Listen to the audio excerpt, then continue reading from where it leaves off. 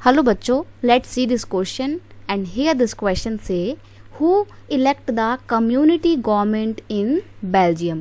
Question आपसे बोल रहा है कि बेल्जियम में कम्युनिटी गवर्नमेंट को कौन इलेक्ट करता था, कौन चुनता था कम्युनिटी गवर्नमेंट को। कम्युनिटी समझते हो ना कि एक अलग अलग कम्युनिटी जो बना दी गई थी लिंग्विस्टिक बेस पे बेल्जियम में, उनकी गवर्नमेंट को कौन इलेक्ट करता था। ऑप्शन दिए हुए हैं people belong to one language community only, यानी कि लोग जिस कम्युनिटी की जिस लैंग्वेज बोलने वाली कम्युनिटी का इलेक्शन हो रहा है, सिर्फ उसी कम्युनिटी के लोग, उसी लैंग्वेज को बोलने वाले कम्युनिटी के लोग ही इलेक्शन में पार्टिसिपेट करते थे। By the leader of Belgium, Belgium के लीडर कम्युनिटी गवर्नमेंट इलेक्ट करते थे, या फिर the citizen of whole country, पूरी की पूरी कंट्री के सभी लोग मिलकर कम्युनिटी गवर्नमेंट को इलेक्ट करते थे, या फिर the community leader of Belgium, Belgium के कम्युनिटी लीडर्स इलेक्ट किया करते थे। देखो ऑप्शन 1 बिल्कुल सही आंसर है, लेकिन ऑप्शन 1 में कुछ कमियां हैं जो मैं आपको बता देती हूँ। वो क्या है? वो ये है कि उसको बहुत ज़्यादा एक्सपैंड करके नहीं लिखा हुआ है, सिंपल सा बता रखा है कि जो लैंग्वेज बोलने वाले लोग हैं वही, अगर उस कम्युनिटी के इलेक्शन हो रहे हैं तो सिर्फ वही कम्युनिटी के लोग ही अपने उस इलेक्शन में पार्टिसिपेट करेंगे। तो ये बिल्कुल सही है। In Belgium community government is elected by the people belonging to the particular language speaking community no matter where they live. वो कहीं भी रहते हों, लेकिन अगर उनके एक स्पेसिफिक लैंग्वेज है और उस स्पेसिफिक लैंग्वेज वाली कम्युनिटी के ही गवर्नमेंट को इलेक्ट किया जा रहा है तो वो पार्टिसिपेट करेंगे।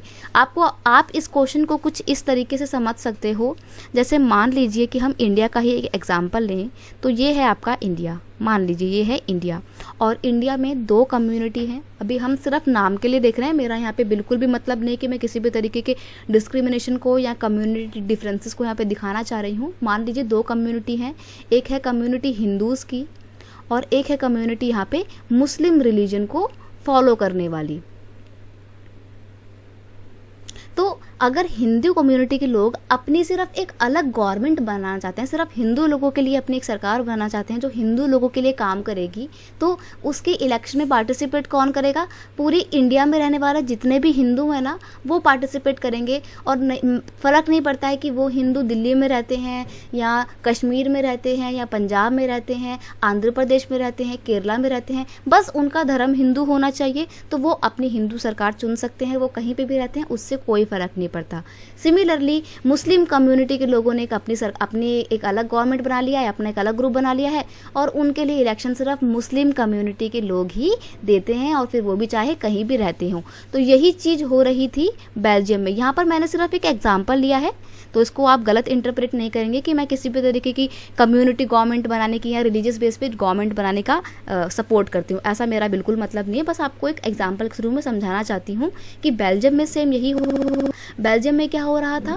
बेल्जियम में दो क्या मतलब वहाँ पे जो जितनी भी लैंग्वेज बोलने वाले कम्युनिटी के लोग थे, जैसे कि अगर फ्रेंच लैंग्वेज बोलने वाली कम्युनिटी के लोग हैं, तो जितने भी लोग बेल्जियम में फ्रेंच लैंग्वेज बोलते हैं वो अपनी कम्युनिटी के लिए सरकार चुनेंगे। फिर चाहे मैटर नहीं करता कि वो यहाँ रहते हैं, यहाँ रहते हैं, यहाँ रहते हैं, या फ्लैमिश एरिया में रहते हैं, वॉलोनियर एरिया में रहते हैं, कहीं पे भी रहते हो, लेकिन अगर फ्रेंच कम्युनिटी के लिए सरकार बनाई जा रही है तो वो पार्टिसिपेट करेंगे। सिमिलरली अगर डच कम्युनिटी के लिए सरकार बनाई जा रही है तो डच स्पीकिंग लोग पार्टिसिपेट करेंगे, फ़र्क नहीं पड़ता है वो कहीं पे भी रहते हैं। तो यहाँ पर ये कहना जा रहा था कि कम्युनिटी गवर्नमेंट के इलेक्शन में उसी कम्युनिटी के लोग पार्टिसिपेट करते हैं जब कम्युनिटी गवर्नमेंट इलेक्ट की जा रही होती है। तो ऑप्शन 1 आपका यहाँ पर बिल्कुल सही आंसर है। I hope you understand it well. Best of luck.